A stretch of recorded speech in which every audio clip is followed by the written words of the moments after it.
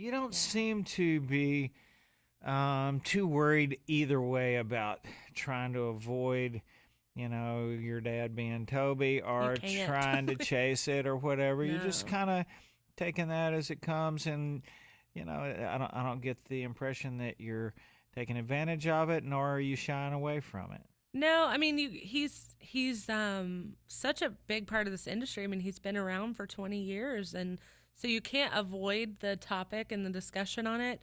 But I was raised, I knew that I would have opportunities because of him, and I appreciate those. I would have to work really hard to get those opportunities on my own in this industry. So I'm blessed, but ultimately I'm the one who has to perform. I'm the one that has to do the shows and the interviews and everything that comes with this, being an artist. So, he can open a door, but I have to walk through it and I have to do the work and I have to earn the credit. And I'm really confident in my music. I'm confident in the songs that I've written, confident in the songs he's written for this album. I'm confident in the songs we chose from other writers. We were done with the album, completely done. My dad, Mark Wright, produced it all the way through. And then I sit down to write with Nathan Chapman, who produced all of Taylor Swift's stuff up until the Red. I think he did half of her Red album. Just did Keith Urban's latest #1. He's phenomenal, and I had the opportunity to write with him. And we wrote this song, and I immediately called. Well, I went in and said, I have this idea. I had it written down, like, to write a chick redneck song. The last one I could think of was Gretchen Wilson. And I was like, there's just not that many, and there hasn't been that many songs about just being a redneck girl. And I walk in, and he goes, so I've got this idea. You can tell me no, but maybe we write a song, like, from a girl's point of view about being a redneck. And I was like, who are you? Where did you come from?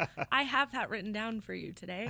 And so we wrote it, and we didn't have a title or anything. Get Your Redneck On? Get Your Redneck On. Yeah, we just, we were like, what do you want to call it? And we went through several different things, and I was like, what about instead of Get Your Party On? Is it stupid to be like, Get Your Redneck On? And he was like, I kind of like it. So we just went from there, and then we got done, and I texted my dad and said, this is where the competitive side in him comes in.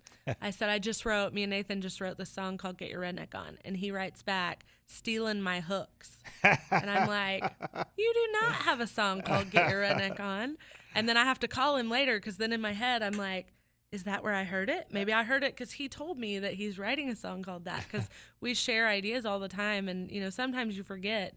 And I call him and I'm like, what do you mean by that? Like, you don't have a song. That is not one of your hooks. And he goes, no, I just meant that it was a good hook. Like, had he thought of it first, he would have used it. And I was like, oh, okay. All right. But, that he loved it. Mark loved it. And needless to say, we had to bump a song on the album because we were done. My dad's like, wait, this album's done. We've done it all. And I was like, sorry, this is the song. So when this song came along, this was the one where I was like, that has to be my first single. That has to be it. So it did. That was a good one. Thank you.